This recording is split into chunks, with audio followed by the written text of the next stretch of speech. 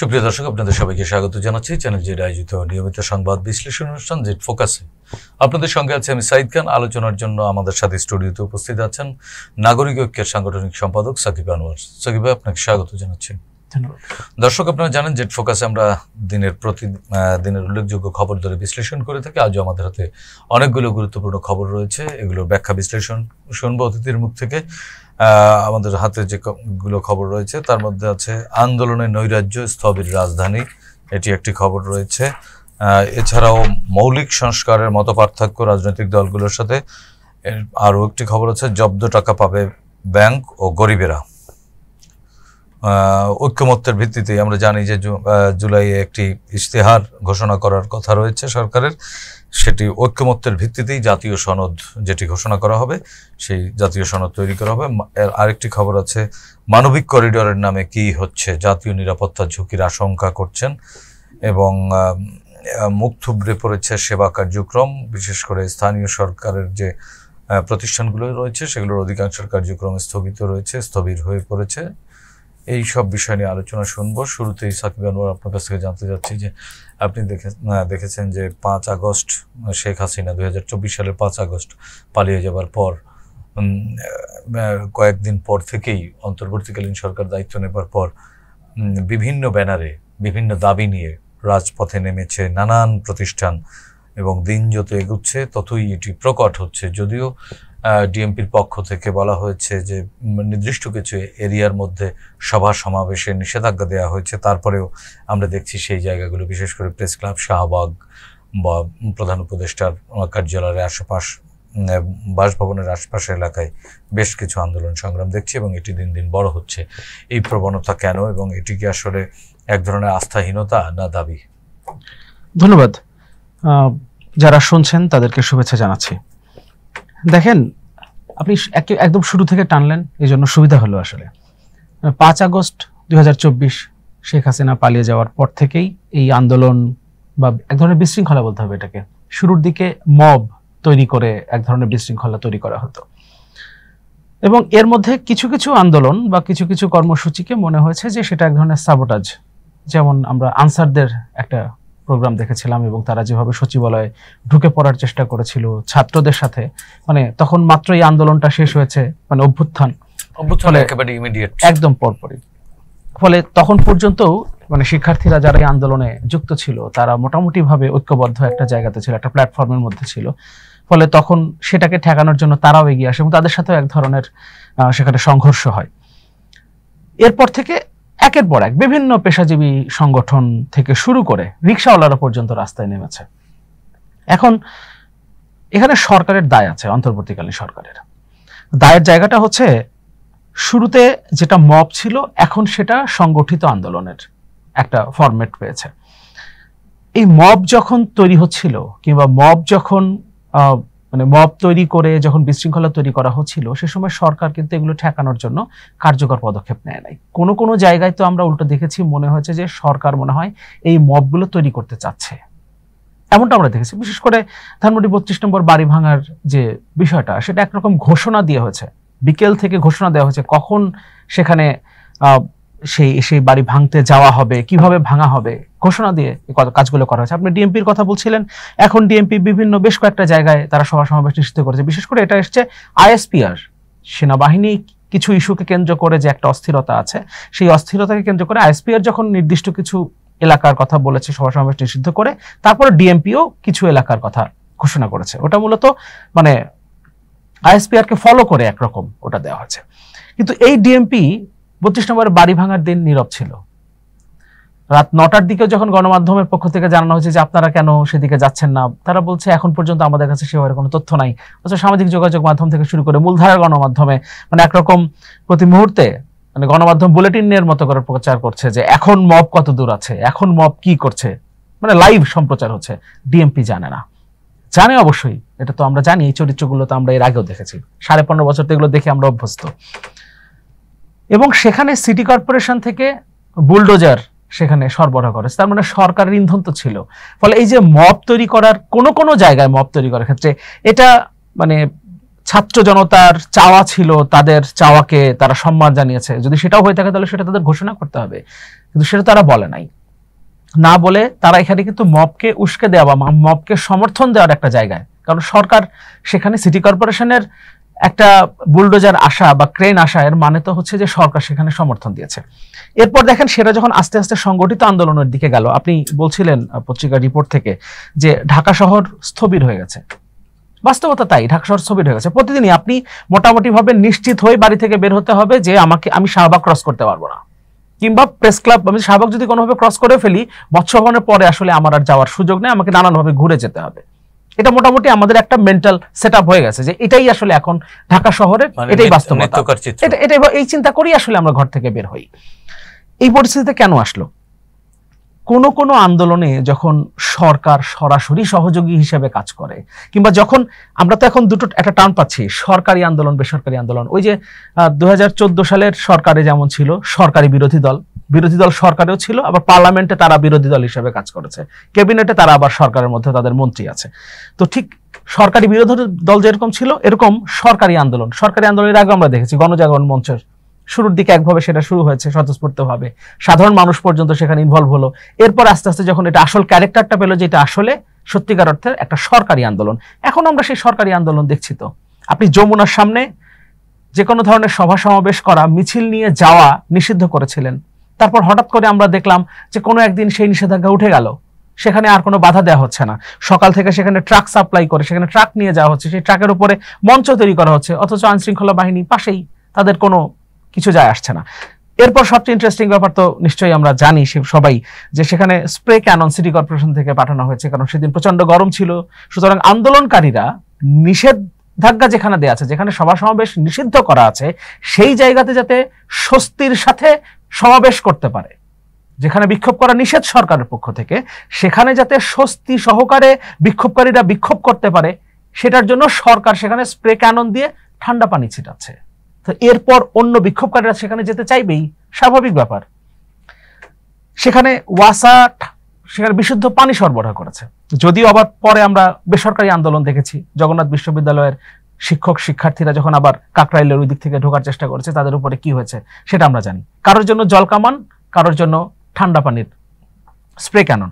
তো এই ক্যারেক্টারটা যখন আসলে মানুষ দেখে, বা যারা এই কর্মসূচিগুলো করতে যাচ্ছে, যাদের দাবি দাওয়া নিয়ে যাচ্ছে, তারা তো আসলে জানে না যে আমরা সরকারি আন্দোলনের ভেতরে পড়ছি নাকি বেসরকারি আন্দোলনের মধ্যে পড়ছি, কারণ আমরা তো সরকারি আন্দোলনের চেহারাও দেখি একই জায়গাতেই।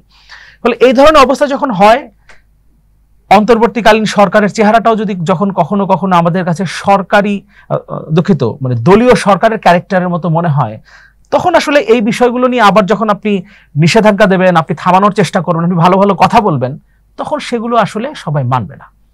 এ কারণে আপনাকে যদি এগুলো সত্যি সত্যি অ্যাড্রেস করতে হয়, তাহলে আপনাকে সবাইকে সমান দৃষ্টিতে দেখতে হবে। সরকারি আন্দোলন বেসরকারি আন্দোলন, সরকারি বিরোধী দলের মতো ওই ক্যারেক্টারটা আসলে এই সরকার কখনো কখনো যে প্লে করার চেষ্টা করেছে, সেটা আসলে প্লে করা যাবে না। জি, তাহলে সেক্ষেত্রে এখন সরকারের কি করার আছে? সরকারের তো রাজনৈতিক কোনো উইং নেই, এবং ফ্যাসিবাদ বিরোধী আন্দোলনে যে রাজনৈতিক দলগুলো যে রাজনৈতিক দলগুলো ঐক্যবদ্ধভাবে মাঠে ছিল, তারা যদি ঐক্যবদ্ধ না হয়, তারা যদি তাদের মধ্যে যদি মতৈক্য দেখা যায়, আমরা যেমনি একটি সংবাদে দেখলাম যে জাতীয় ঐক্যমত্য কমিশন কিন্তু সব রাজনৈতিক দলগুলোর পক্ষ থেকে কিছু মতামত নিয়েছে, সেখানে মৌলিক সংস্কারের প্রস্তাবে তাদের মধ্যে মতানৈক্য দেখা দিয়েছে। এ দায় কি অন্তর্বর্তীকালীন সরকারের? এই যে এখানে আপনি প্রশ্নের মধ্যেই মানে ওই যে যেটা বলছিলাম যে এটা অন্তর্বর্তীকালীন সরকার, এটা আমাদের সব পক্ষের সরকার হওয়ার কথা ছিল, বা আমরা এখন এক্সপেক্ট করি যে এই সরকারটা সেই ক্যারেক্টারে থাকবে। তাই হ্যাঁ, আমরা সেটা এক্সপেক্ট করি। কিন্তু ওই যে আপনি বললেন মৌলিক সংস্কার, আচ্ছা মৌলিক সংস্কার এই টার্মটা কি ঐক্যমত্য কমিশন বা অন্তর্বর্তীকালীন সরকারের কারোর দিক থেকে এসেছিল? মৌলিক সংস্কার যে টার্মটা, এটা কিন্তু তাদের দিক থেকে আসে নাই। কোনো একটা দল, নিবন্ধিত বা এখনো অনিবন্ধিত দল, তারা এই শব্দটাকে নিয়ে এসছে যে মৌলিক সংস্কার হতে হবে, তারপরে নির্বাচনে যাব, কিংবা অন্যান্য যে ব্যাপারগুলো। এবং এই মৌলিক সংস্কার শব্দটা এখন আবার সরকারও অ্যাডপ্ট করলো। তো এই ব্যাপারগুলো যখন হয়, তখন তো আমরা আসলে বুঝতে পারি সরকারের মৌলিক সংস্কারের ব্যাখ্যার মধ্যে, সরকার এই মৌলিক সংস্কারের মধ্যে আসলে কোন কোন বিষয়গুলোকে অন্তর্ভুক্ত করেছেন? আপনারাও তো ঐক্যমত কমিশনের সাথে সংলাপ করেছেন, আপনারাও আপনাদের ওপিনিয়ন দিয়েছেন, তো মৌলিক শব্দের মধ্যে আসলে কোন কোন বিষয়গুলোকে অন্তর্ভুক্ত করতে চাচ্ছেন বা করেছেন তারা? সরকার তো আসলে সরকারের দিক থেকে, ঐক্যমত্য কমিশনের দিক থেকে কিন্তু মৌলিক সংস্কার এ ধরনের কোনো টার্ম নাই। তারা 166টা প্রস্তাব দিয়েছিল, সেই 166টার মধ্য থেকে আমাদের দল, যেমন আমরা শুরুতে ছিলাম 114টাতে একমত, আমরা দ্বিতীয় দফায় যখন তাদের সাথে বসেছি তখন আমরা 118টাতে একমত হয়েছি। মানে আমাদের দিক থেকে আমরা ফ্লেক্সিবল ছিলাম, যে আমি রিজিড একটা পজিশনে থাকবো না, আমার দল থেকে আমি এটা বলেছি আমি এই জায়গাতেই থাকবো, এটা হইতে হবে, আমরা ওই জায়গাতে ছিলাম না, এখনো নাই। ইনফ্যাক্ট আমরা যখন 114 থেকে 118টাতে গেলাম, তারপরে দ্বিতীয় দফায় বসার পরে তো আমরা আবার আলোচনা করেছি, তখন আমরা বলেছি যে সামনে যদি আমরা বসি বা না বসি, তারপরে আমরা হয়তো 118টাকে টেনে নিয়ে আমরা 138 পর্যন্ত যেতে চাইবো, যাতে আমরা ঐক্যমতে পৌঁছাতে পারি। মানসিকতা আমাদের জায়গা থেকে ওভাবে ছিলাম। এখন কোন কোন দলের পক্ষ থেকে বা কোন একটা দলের পক্ষ থেকে মৌলিক সংস্কারের কথা বলেছে, আমরা এখনো পুরো ধারণার ব্যাপারটা স্পষ্ট না। এই সরকারের ক্ষেত্রে যেটা হওয়ার কথা, একটা অবাধ, সুষ্ঠু, নিরপেক্ষ, অংশগ্রহণমূলক, গ্রহণযোগ্য নির্বাচন কিভাবে নিশ্চিত করা যায় সেটা তাদের প্রথম কাজ। কারণ এই যে আন্দোলনটা, যে অভ্যুত্থানের মধ্য দিয়ে শেখ হাসিনার পতন হলো, কারণ কি 2014 সালে যদি আপনার নির্বাচনের মধ্য দিয়ে জনগণ ভোটাধিকার প্রয়োগ করে যদি সরকার গঠিত হতো, 18তে যদি তাই হতো, 24 যদি তাই হতো, তাহলে তো এই অভ্যুত্থানের প্রয়োজন ছিল না। কারণ এই অভ্যুত্থানের বেসটা আসলে কি, 14 পর থেকে নির্বাচন ছাড়া অনির্বাচিত সরকার জোর করে ক্ষমতা দখল করে একটা স্বৈরাচারী কাঠামো তৈরি করেছে, তার বিরুদ্ধে তো লড়াইটা শুরু হলো। ফলে এই সরকারের প্রথম কাজই হচ্ছে একটা অবাধ, সুষ্ঠু, নিরপেক্ষ এবং গ্রহণযোগ্য, ন্যাশনালি এবং গ্লোবালি অ্যাকসেপ্টেড একটা ইলেকশন তাকে করতে হবে। এই জায়গাগুলোতে এইটা নিশ্চিত করবার জন্য তাকে যে জায়গাগুলোতে হাত দেওয়া করবার জন্য তো এই সরকারের আন্তরিকতা এবং কর্মকাণ্ড রয়েছে। এটা তো আমরা তাদের কাছ থেকে শুরু থেকে শুনে আসছি, কিন্তু এখন পর্যন্ত দৃশ্যমান সত্যি কি কোনো মানে একটা নির্বাচন আয়োজনের জন্য, মানে কাজটি শেষ হওয়ার আগে তো আপনি দৃশ্যমান কিছু দেখতে পারবেন না, বা দেখতে চাইলেও দেখা সম্ভব না। এই জন্য তো বলছি, প্রত্যেক ক্ষেত্রে আমরা বলছি যে আমরা প্রত্যাশা করি যে আমরা যেভাবে এই সরকারের ক্যারেক্টারটাকে চেয়েছি, এই সরকার যা যা পালন করবে বলে। আপনারা কেমন ক্যারেক্টার চেয়েছিলেন? ওই যে ক্যারেক্টারে কোনো সরকারি আন্দোলন, বেসরকারি আন্দোলন থাকবে না। যদি কোনো একটা আন্দোলনে সরকার স্প্রে ক্যানন দিয়ে স্বস্তির, মানে শুধু স্প্রে ক্যানন দেওয়ার কারণে একটা উদাহরণ দিলাম, এই যে যেটা বলছিলাম যে ঐক্যমত্য কমিশনের কিন্তু কোনো প্রস্তাব, 166টা প্রস্তাবের মধ্যে কোনো একটা অংশ এভাবে আলাদা করে তাদের বলা নাই যে অংশটা মৌলিক সংস্কার, যে এইটুকুর কথা আমরা বলছি যে বেসিক এটা করতে হবে, এরপরে বাকি 166 অর সামথিং, তা কিন্তু সরকারের পক্ষ থেকে বলা ছিল না। কিন্তু মৌলিক সংস্কার এখন কিন্তু আবার আলোচনায় চলে আসছে। সরকারের মৌলিক সংস্কার বলতে যেটি বোঝানো হয়েছে প্রধানমন্ত্রীর ক্ষমতা কমানো এবং এক ব্যক্তি দুবারের বেশি প্রধানমন্ত্রী না হওয়া, জাতীয় সাংবিধানিক কাউন্সিল গঠন এবং সংসদে দলের বিপক্ষে ভোট দেওয়ার স্বাধীনতা, এগুলোই তো বেসিক। এই তো আপনার যে দলের বিপক্ষে আপনি যে কটা পয়েন্ট বললেন, এই ম্যাক্সিমাম পয়েন্টে কিন্তু আপনার প্রায় প্রত্যেকটা পয়েন্টে অলমোস্ট সবগুলো রাজনৈতিক দল মানে একমত আছে। সব আমি বলি আপনাকে, দেখেন 70 অনুচ্ছেদে আস্থা ভোট এবং অর্থ বিল বাদে বাকিগুলোর ক্ষেত্রে সংস্কার বা বাতিলের কথা বলা হয়েছে। এটা তো বিএনপির প্রস্তাবনার মধ্যেও আছে, এই কথা এনসিপিও বলেছে, এই কথা আমার দল নাগরিক ঐক্য বলেছে, একই কথাই। আমরা তো 70 অনুচ্ছেদের এই জায়গাতে কে বলেনি? জামাত ইসলাম বলে নাই। জামাত ইসলাম 70 অনুচ্ছেদ চাচ্ছে না, বা 70 অনুচ্ছেদ বাতিল তারা চায় না। কেন? ওনাদের এত ভয় কিসের? এটা তারা বলতে পারবেন। তারা হয়তো ভাবছেন যে সামনে তারা ক্ষমতায় যাবেন, ক্ষমতায় গেলে তাদের মানে তাদের যারা পার্লামেন্টারিয়ান তারা যদি তাদের সরকারের বিরুদ্ধে, যদি তারা সরকার গঠন করেন, তাদের বিরুদ্ধে যদি ভোট দেয়, সেক্ষেত্রে হয়তো বা তাদের সরকার চালাতে সমস্যা হতে পারে। হোয়াটএভার, সেটা তাদের অবস্থান, আমি আমার ধারণা করি এটা এক এক দলের এক এক ধরনের অবশ্যই তার অবস্থান। কিন্তু দেখেন 70 অনুচ্ছেদ নিয়ে অনেক বছর থেকে কিন্তু কথা হচ্ছে, অনেক বছর থেকে কথা হচ্ছে 70 অনুচ্ছেদ নিয়ে। এখন হঠাৎ করে এসে জামাত ইসলাম কেন আমি জানি না, যে তারা এই জায়গাতে একমত হতে পারে নাই, বাকি দলগুলো কিন্তু এই জায়গাতে একমত হয়েছে। প্রধানমন্ত্রী পরপর দুবার, আর কেউ বলছেন যে দুবারের বেশি হতে পারবে না, জায়গাটা তো এতটুকু, মানে পার্থক্য তো এখানেই। এখন প্রধানমন্ত্রীর ক্ষমতা, আমরা কিন্তু এটার সাথে একমত হয়েছি যে ঠিক আছে, প্রধানমন্ত্রী একজন দুবারের বেশি প্রধানমন্ত্রী হতে পারবেন, আমরা একমত হয়েছি। কিন্তু তারপরে দেখেন, আপনি এই প্রধানমন্ত্রী দুইবার হবে কিনা সেটার উপরে ভিত্তি করে মানে শেখ হাসিনার মতো একটা স্বৈরাচার হয়ে ওঠা ঠেকানোর কিন্তু কোনো বিষয় নাই আসলে। ধরেন আপনি প্রধানমন্ত্রী হলেন, দুবার প্রধানমন্ত্রী থাকলেন, এরপর কনস্টিটিউশন অনুযায়ী যেহেতু আপনি দুবার বেশি থাকতে পারবেন না, এরপর আপনার ওয়াইফ হলেন, তিনি দুবার থাকলেন, এরপর আপনার ছেলে এর মধ্যে প্রধানমন্ত্রী হবার মতো বয়স কিংবা তার সেই যোগ্যতা হয়ে গেল, তারপরে আপনার দুবার আপনার ছেলে থাকলো, তো আলটিমেটলি আপনারা 6 টার্ম তো আপনি আপনার ওয়াইফ এবং আপনার ছেলে মেয়ে থেকে গেলেন, পরিবারের মধ্যেই থাকলো। সুতরাং এই পরপর দুবার কেউ প্রধানমন্ত্রী হলো কি হলো না, বা 2 বারের বেশি প্রধানমন্ত্রী কেউ হইলো কি হইলো না, এটা দিয়ে আসলে আপনি ওই স্বৈরতন্ত্র ঠেকাবেন সেই বিষয়টা আসলে ঠেকার জন্য যাবে না। আপনি যেটা করতে হবে, মানে মেইন যে ইম্পর্টেন্ট জায়গাটা সেটা হচ্ছে, দেখেন আমাদের দেশে কি হয়, 33 বা 35% ভোট পেয়ে কিন্তু 2/3 মেজরিটিতে আপনি পার্লামেন্টে চলে যায়। এখন দেশের ধরেন কাস্টিং ভোটের 33%, কাস্টিং ভোটের 33% পেয়ে আপনি 2/3 মেজরিটি পেয়েছেন, এরপর আপনি চাইলেই সংবিধান চেঞ্জ করে ফেলতে পারেন। আমরা 13th অ্যামেন্ডমেন্টের মতো একটা ইম্পর্টেন্ট অ্যামেন্ডমেন্ট দেখেছি, আমরা মানে 15th অ্যামেন্ডমেন্টের মতো ভয়ঙ্কর অ্যামেন্ডমেন্ট দেখেছি না। তো সেই সময় তো অবশ্য ভোটও ছিল না। যাই হোক, আপনি যদি মানে সহি ভোটের কথাও যদি বলি, তারপরে 33% ভোট পেয়ে একটা দল 2/3 মেজরিটি পেয়ে পার্লামেন্টে গেল, এরপর সে চাইলেই কনস্টিটিউশন চেঞ্জ করে ফেলতে পারে, কারণ গণভোটের ব্যাপার ছিল না। এখন এই জায়গাতে আপনাকে সেফগার্ড কিভাবে করবেন সেটা নিয়ে আপনাকে ভাবতে হবে। যেমন এখন দ্বিকক্ষ বিশিষ্ট পার্লামেন্টের কথা বলা হচ্ছে, এখন যদি আপার হাউসে যদি আপনার প্রপোর্শনাল রিপ্রেজেন্টেশন থাকে, তাহলে একটা দল যে দলই ক্ষমতায় আসুক না কেন, ধরেন জামাত ইসলামী, তারা 70 অনুচ্ছেদ সংস্কার তারা চাচ্ছে না, হয়তো তারা মনে হয় তারা ক্ষমতায় আসলো, ধরলাম যে জামাত ইসলামী ক্ষমতায় আসলো, 33% ভোট পেয়ে তারা ক্ষমতায় আসলো, তাহলে এবং 2/3 মেজরিটি দিয়ে তারা লোয়ার হাউসে থাকলো। কিন্তু আপার হাউসে কিন্তু তার 100 জনের কথা যেহেতু বলা হয়েছে, তার মানে 33%-এ সে কিন্তু 33 জন পাবে আপার হাউসে, বাকি দলগুলো মিলে কিন্তু বাকি 67 জন মেম্বার কিন্তু আপার হাউসে থাকবে। আপনাকে যদি একটা বিল যদি পাশ করানোর জন্য, কিংবা আপনি অন্তত সংবিধান সংস্কারের মতো বিল যদি আপনাকে পাশ করানোর জন্য, আপনার লোয়ার হাউসের, আপনি তো আপনার দল ক্ষমতায় 2/3 মেজরিটি আছে, আপনি তো পাশ করাইতে পারলেন, আপার হাউস যখন পাঠাবেন তখন কিন্তু অন্যান্য রাজনৈতিক দলের যে 67 জন আছে তাদেরকে কিন্তু আপনাকে ম্যানেজ করতে হবে। ফলে প্রতি ক্ষেত্রে এই জায়গাতে আপনাকে কিন্তু ন্যাশনাল কনসেনসাস তৈরি করতে হবে, তারপরেই আলটিমেটলি আপনি এই ধরনের ডিসিশনগুলো নিতে পারবেন।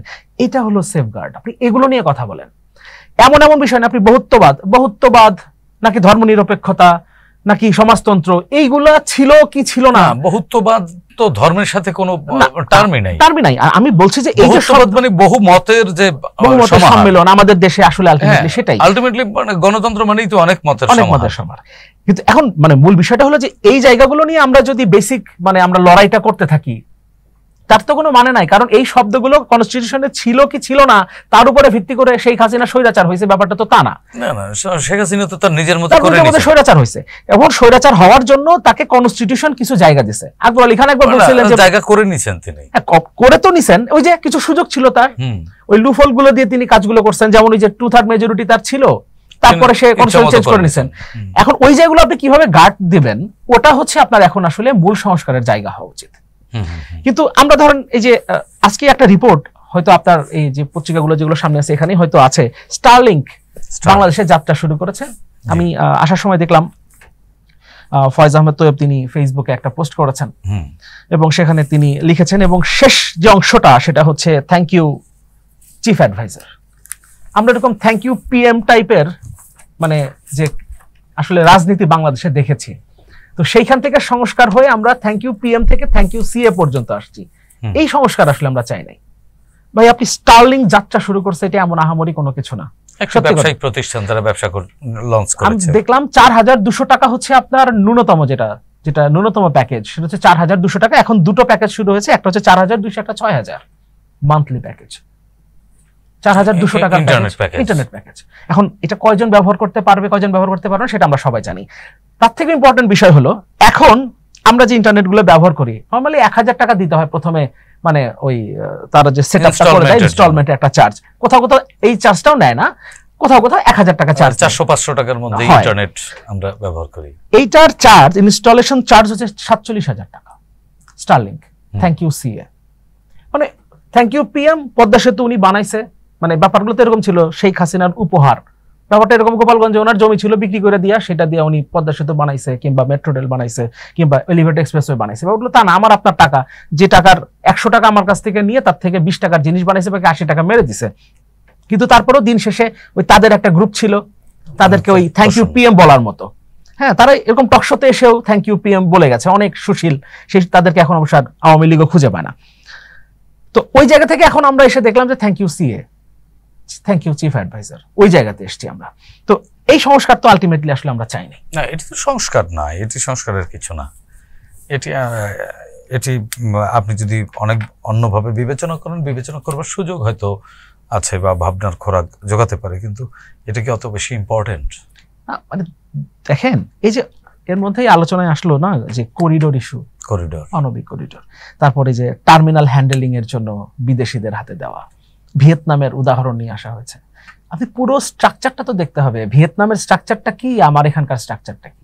আপনি পুরো দেশ চালাবেন নাইজেরিয়া স্টাইলে, আর আপনি বন্দরের ক্ষেত্রে যে মনে করবেন যে এক্সপেক্ট করবেন যে ওখানে আমি যদি বিদেশিদের হাতে দিয়ে দিই তাহলে এটা ভিয়েতনাম স্টাইলে চলে যাবে, এটা হবে না।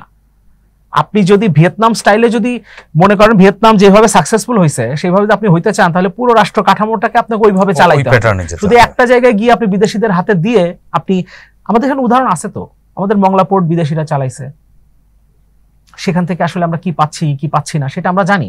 ফলে এই কথাগুলো আসলে, এই জিনিসগুলো তো অন্তর্বর্তীকালীন সরকারের কাজ ছিল না।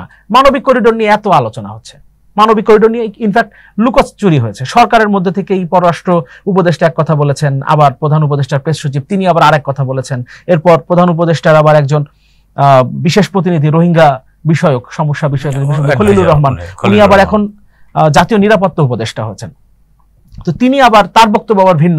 তো এই যে সরকারের মধ্যে লুকোচুরি, এই বিষয়গুলো নিয়ে তো আসলে অন্তর্বর্তীকালীন সরকারের কাজ করবার কথা না। আপনি মানবিক করিডোর এটা তো অনেক মানে বড় একটা ইস্যু, এখানে ন্যাশনাল কনসেনসাসের দরকার আছে। মানবিক করিডোরে হুমকি কি আসলে, এখানে ক্ষতির কি আছে? আমাদের মিয়ানমারের যে সীমান্ত, সেই সীমান্তটা তো আসলেই অরক্ষিত।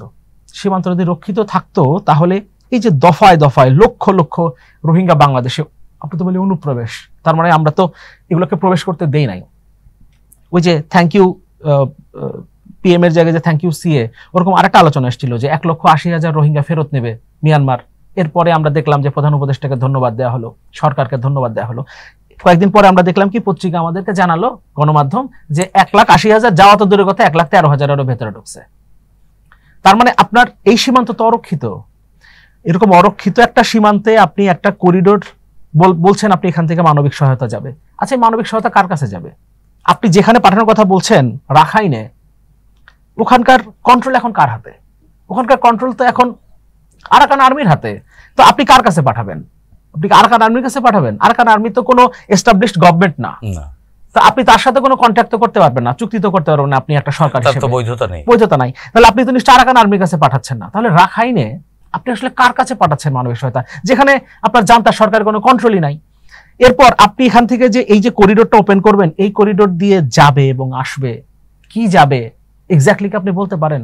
সেখানে জান্তা সরকারের জন্য কিংবা আরাকান আর্মির জন্য, কার জন্য অস্ত্র সহায়তা বা অস্ত্র যেতেও পারে না। এখানে তো খাদ্যপণ্য যাবে বলা তো অনেক কিছুই হয়, বলা তো অনেক কিছুই হয়। যেমন 1,80,000 আমরা ফেরত দিচ্ছি এটা বলা হয়েছিল, কিন্তু বাস্তবতা হচ্ছে 1,13,000 আসছে।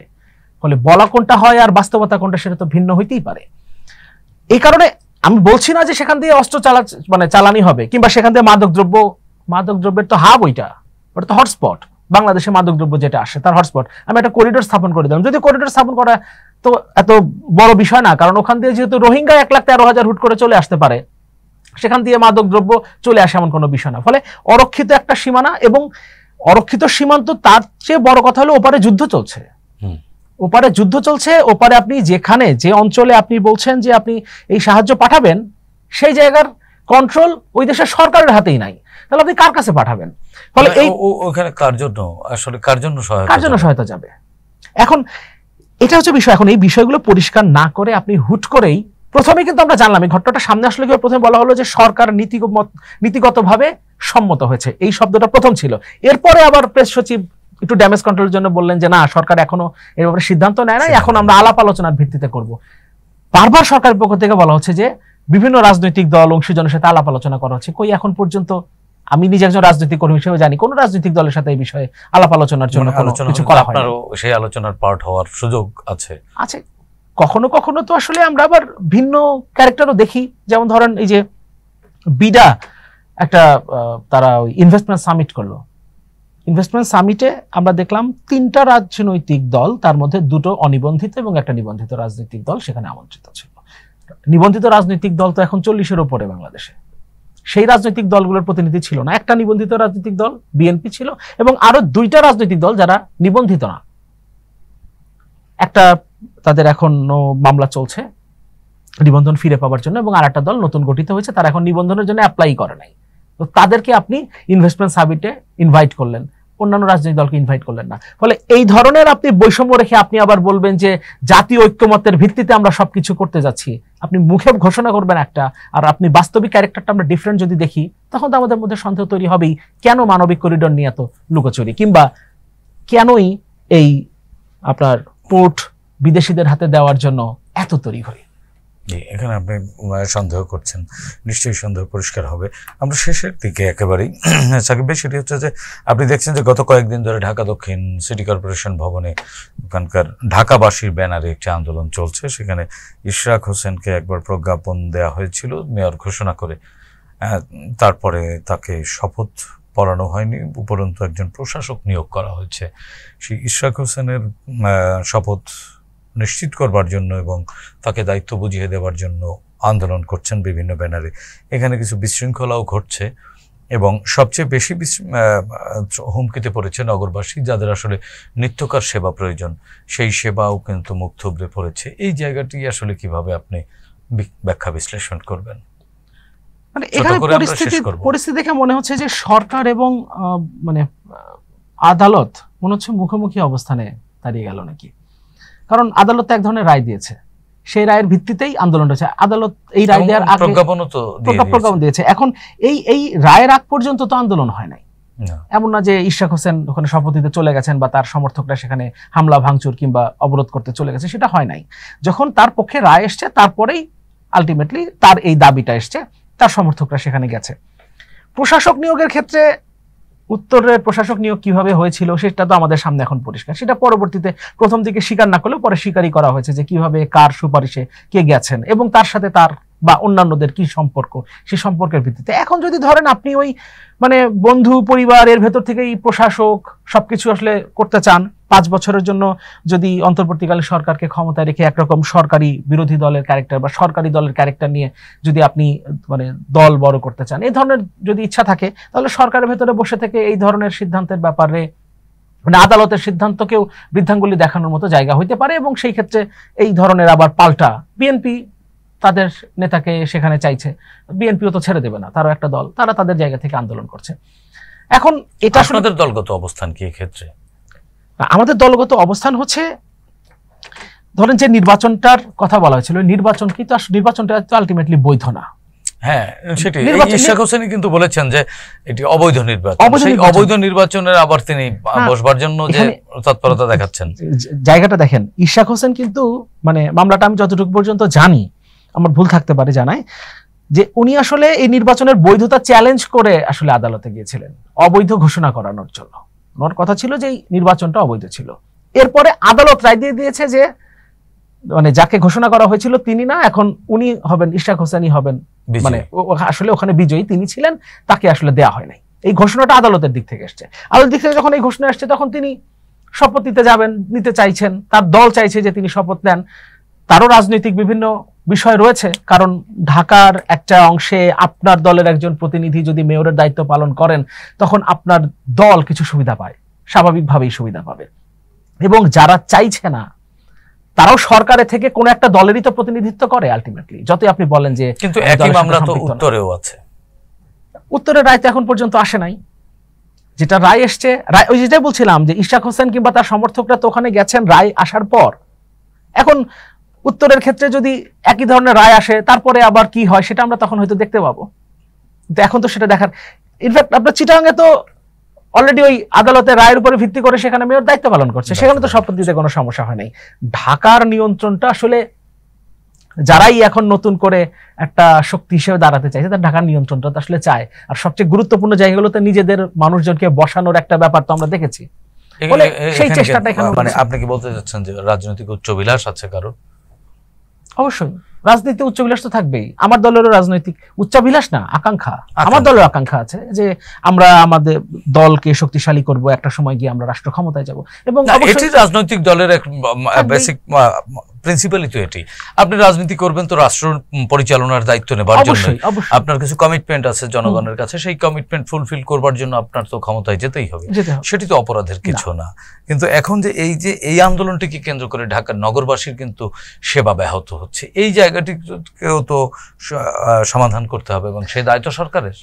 অবশ্যই সরকারের। দেখেন ঢাকার মতো একটা জায়গায় আন্দোলনটা কিন্তু একদিন দুই দিনের না, বেশ কয়েকদিন ধরে চলছে এবং আন্দোলনটি বড় হচ্ছে। এটাকে তো এখন পর্যন্ত অন্তর্বর্তীকালীন সরকারের পক্ষ থেকে অ্যাড্রেস করা হয়নি। একজন দুজন ছাড়া যারা সম্পূর্ণভাবে যারা আসলে সরকারের থেকে ওই ধরনের বক্তব্য দিতে পারেন কিনা সেটা নিয়েও আসলে প্রশ্ন আছে। কোন একটা পক্ষকে ডিফেন্ড করে বা কোন একটা পক্ষের বিরুদ্ধে বক্তব্য দেওয়ার মতো জায়গায় আসলে আলটিমেটলি সে নাই। মানুষ ভুগছে। ফলে অন্তর্বর্তীকালীন সরকারের প্রধান উপদেষ্টা এটাকে তো তার অ্যাড্রেস করা দরকার। উনি অ্যাড্রেস করুক এটা, উনি এটাকে অ্যাড্রেস করে উনি ঘোষণা দিক যে না ইশরাক হোসেন করতে পারবেন না, শপথ দিতে পারবেন না, উনি মেয়রের দায়িত্ব পালন করতে পারবেন না, আমরা আছি আর কয়েকদিন, সামনের ডিসেম্বরে তো ইলেকশন হয়ে যেতে পারে কিংবা সর্বোচ্চ জুন, এর মধ্যে ইলেকশন হবে, এই কয়েকদিনের জন্য একজন প্রশাসক থাকবেন। আমার ধারণা প্রধান উপদেষ্টা যদি এই ঘোষণা দেন, অবশ্যই তিনি পক্ষগুলোর মধ্যে আলোচনা করেই করবেন। এই ঘোষণা দেওয়ার পরে এই আন্দোলন ইশরাক হোসেন নিজেই তুলে নিয়ে যাবেন, ইশরাক হোসেন তার দল থেকে এটা আসলে তুলে এবং এক ধরনের আন্ডারস্ট্যান্ডিং তৈরি হবে। কিন্তু সেটা করা হচ্ছে না, আসলে এটা করা হচ্ছে না। এর ভেতরে ওই যে রাজনৈতিক অনেকগুলো ব্যাপার আছে, এর ভেতরেও রাজনীতি আছে। না, প্রফেসর ইউনূস তো কোনো রাজনৈতিক দলের না। আমি সম্ভবত প্রফেসর ইউনূস তো সব রাজনৈতিক দল। আমি সম্ভবত আপনার এখানেই সর্বশেষ যেদিন কথা বলেছিলাম, সেদিন শেষ কথাটা এটা বলেছিলাম যে ওই নায়ক সিনেমার কথা বলেছিলাম অনিল কাপুরের, যে উনি তার শেষ ডায়লগ ছিল যে আপ লোগোं ने आखिर मुझे পলিটিশিয়ান বানাই দিয়া। তো আসলে আমরা 5 আগস্টের পর থেকে এখন পর্যন্ত যে অবস্থাটা আসলে তৈরি করেছি, শেষ পর্যন্ত আমরা সম্ভবত ডক্টর ইউনূসকেও পলিটিশিয়ান বানাই দিয়ে ফেলছি কিনা অলরেডি, সেটা নিয়ে এখন আসলে সন্দেহ। তবে আমরা আশা করি না যে উনি রাজনৈতিক আচরণ করবেন না, এটা সেটি আমাদের প্রত্যাশা। ধন্যবাদ সাকিব আনোয়ার আপনাকে। প্রিয় দর্শক, আমরা বিশ্বাস করি আসলে রাজনীতি বা গণতন্ত্রে এটি হচ্ছে সৌন্দর্য, সমালোচনা করবার সুযোগ থাকা এবং সমালোচনা সহ্য করা, এবং এই দুটির মাঝখান থেকে জাতি বা জনগণের স্বার্থে সঠিক সিদ্ধান্ত গ্রহণ করা।